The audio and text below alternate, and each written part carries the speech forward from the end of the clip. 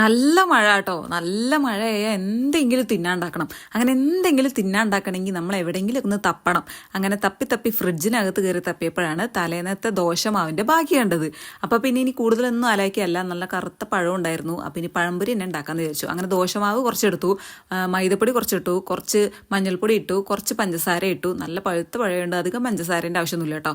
പിന്നെ കുറച്ച് അരിപ്പൊടി ഇട്ടു. എന്നിട്ട് നല്ലോണം മിക്സ് ചെയ്യുക കേട്ടോ, നല്ലതായിട്ട് മിക്സ് ചെയ്യുക. അമ്മ ഒരു മിക്സിങ് സ്പെഷ്യലിസ്റ്റാണ്, കണ്ടറിഞ്ഞൂടെ. പിന്നെ ഒരു സ്പെഷ്യൽ സാധനം കൂടെ ചേർക്കുന്നുണ്ട്, മുട്ടയുടെ വെള്ള. എന്നിട്ട് വീണ്ടും നല്ലോണം ഇളക്കുക കേട്ടോ, നന്നായിട്ട് ഇളക്കുക. ഇങ്ങനെ വെച്ചിട്ട് വിസ്കോണ്ട് ഇങ്ങനെ പതപ്പിക്കേണ്ട ആവശ്യമൊന്നുമില്ല. പിന്നെ അമ്മ വെറും മെയിനാവല്. അങ്ങനെ അതൊക്കെ ചെയ്തു.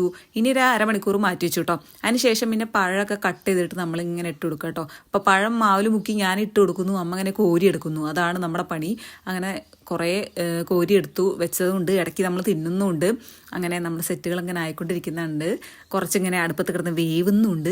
അപ്പോഴാണ് എൻ്റെ കൈ ശ്രദ്ധിച്ചത്. അപ്പോൾ ഇതിനകത്ത് മുക്കുകയാണെങ്കിൽ നമുക്ക് പഴംപൊരിയുടെ കൂടെ വിരൽ പൊരിയും കൂടെ തിന്നാം. അങ്ങനെയൊക്കെ ഇങ്ങനെ ഓരോ പറഞ്ഞിരിക്കുകയാണ്. ഇതിൻ്റെ ഇടയ്ക്ക് കുറേ കരിഞ്ഞ പഴംപൊരിയും കൂടെ ഉണ്ടാക്കിയിടുന്നു കേട്ടോ. അപ്പം നല്ല പഴംപൊരിക്ക് കണ്ണേറ് പറ്റാതിരിക്കാൻ വേണ്ടിയിട്ടാണ് ഈ കരിഞ്ഞ പഴംപൊരി എന്നാണ് അമ്മയുടെ വാദം.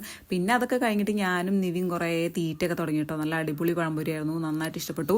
അത് കഴിഞ്ഞിട്ട് പിന്നെ നമ്മൾ ചായയൊക്കെ ഉണ്ടാക്കിയിട്ട് എല്ലാവരും വന്നു കേട്ടോ. ചായ കുടിക്കാത്തവർ ചുക്കള്ളം കുടിക്കുന്നു. എന്നിട്ട് നിവീൻ്റെ മാഷയും കണ്ട് അങ്ങനെ പഴംപൊരി തിന്നു.